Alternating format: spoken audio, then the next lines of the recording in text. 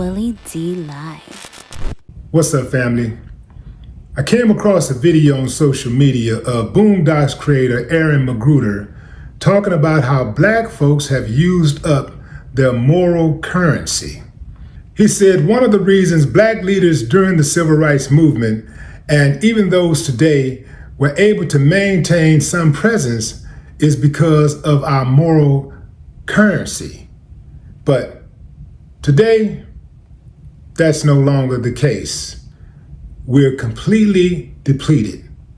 And I say, you got it all wrong, brother. First and foremost, Aaron has always been my dude. But he got this wrong. He got this wrong by 1,000%. What Aaron is basically saying is the same thing that these people who purposely run interference say. He's spewing, he's regurgitating the same rhetoric that they use to make excuses as to why they believe black people are behind or why black people deserve whatever mistreatment that they get in the United States. He also had this to say to black folks. If every time white folks turned on TV and saw someone who looks like you act a damn fool, how would they know you're not a damn fool? They wouldn't, Aaron. The same way I wouldn't know if they were a damn fool if every time I turned on TV and saw someone who looked like them act a damn fool. I know some of y'all really be thinking y'all saying some smart shit. A lot of y'all got degrees, you're educated and all this kind of stuff, and you got the vernacular down pat. But you're off on this. Let me cite something that I know that you respect. I know you respect other races more than you respect your own. I'm talking to you blacks. I know you respect them way more than you do yourself, and you want to emulate them as much as possible. If you really respect them so much and you love them so much and you wish you was in that race so much and you want to pattern your style, your life and everything after them, your behavior, well, why don't you shut your damn mouth about disrespecting your people and complaining about your people and pointing out your people's flaws publicly? Because these people that you respect so much, they don't do that. I wonder why you don't see white folks all on TV, all over social media, pointing out the shortcomings of white folks.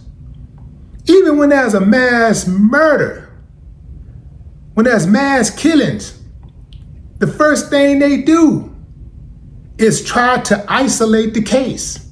Oh, this was a lone wolf. This guy had some problems. They'll try to make it a mental case. They come up with excuses why this person did this. And then they talk about how intelligent the person was and all this stuff. Somehow, some way, they find a way to humanize them. Whereas when black folks do something that evil, there's a certain group of black folks who pounce at the chance to dehumanize them. And they really think that somehow, some way, that they're helping by spewing that type of rhetoric. You're not helping, you're hurting. I can guarantee you that. Because when you do that, it gives these people out here who got it on their mind every day to try to subjugate black folks, to try to run interference on black progress, an excuse to mistreat black folks and do dirty to black folks. It gives them an excuse. It gives them an excuse for the injustice that they perpetuate against black folks. It gives them an excuse to kill, to brutalize, to discriminate. But you don't get it. There are far too many black folks in this country who are preoccupied with what white folks think of them And it doesn't matter what their socioeconomic status is. They're all in the same boat, overly concerned about what white folks think. Imagine if we cared about what black folks thought of us as much as we think about what white folks think of us. What if we thought of ourselves before we did something stupid? What our collective community would think of us before we did something stupid or uncivilized? Yeah, man, it would be a total different game. But that ain't the way things are. The way things are right now is you got too many black folks who try to assimilate and try to gain approval from white folks. The reality is, if black folks were all of a sudden miraculously able to wake up in the morning and became the most law-abiding, honest people, church-going, for those who like church and religion. If black folks were to do that tomorrow, just start tomorrow, clean slate, no crimes whatsoever, intelligence off the hook, like everybody going to high school and college and getting degrees and starting businesses and staying at home and taking care of the kids, and you got a 2-parent household. If every single household was a 2-parent household, it still wouldn't be enough for certain people out there because they just don't like you. And regardless of how you behave, they don't care. They've never cared. So why do you care so goddamn much about what they think? You will never be good enough. No matter how much jigabooing you do, no matter how much buck dancing you do, you'll never be good enough. I'm glad I broke your heart. Let's say you got 5 kids and boy, one of them just can't get right.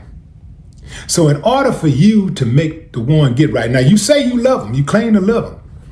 So what you decide to do is, I'm gonna publicly humiliate them. I'm gonna publicly point out his or her flaws, and that'll set them straight. I gotta let people know I'm not with this. I'm not part of this. This ain't my fault. I'm not with them.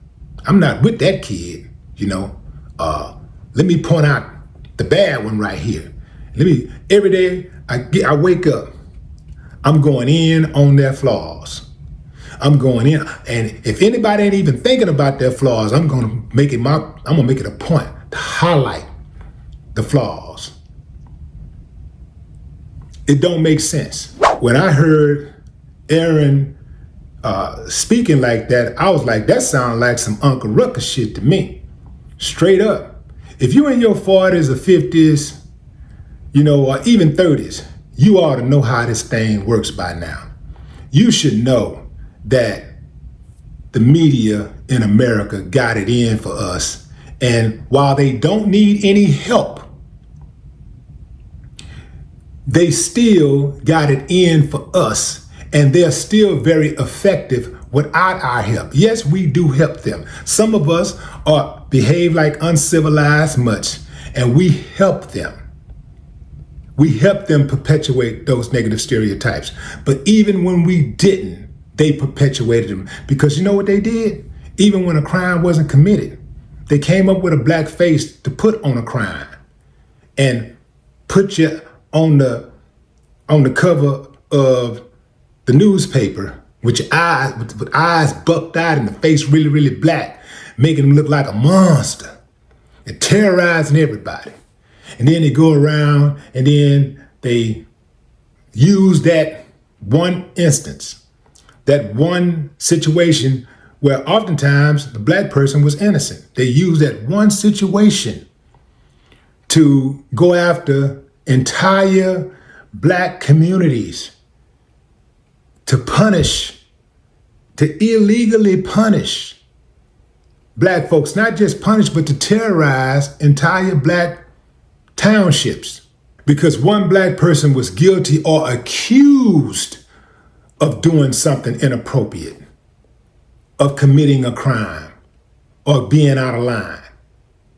Come on, fam. We got to do better than that. They can't get me like that. They'll never, ever, ever, ever, ever get me like that. But what say you? Drop a comment.